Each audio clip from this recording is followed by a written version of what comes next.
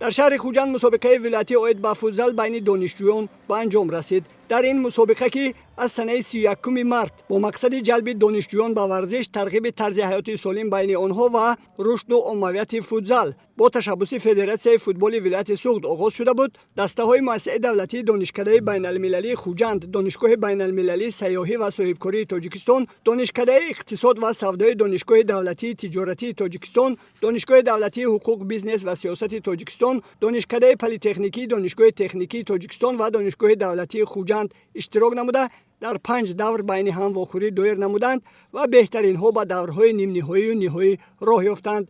مسابقه در قصر ورزش شهر خوجند در سطح بلند تشکیلی جریان گرفته، فوتزالبازان دسته دانشگاه دولتی خوجند به گرفتن مقام 3 مشرف شدند. برای دریافت جام مسابقه دسته‌های دانشگاه دولتی حقوق بیزنس و سیاست تاجیکستان و دانشکده بین‌المللی خوجند بین هم واخوری دایر نمودند و دیدار این دسته‌ها با پیروزی تیم دانشکده بین‌المللی خوجند به انجام رسیده، آنها صاحب مقام اول و جام مسابقه شدند.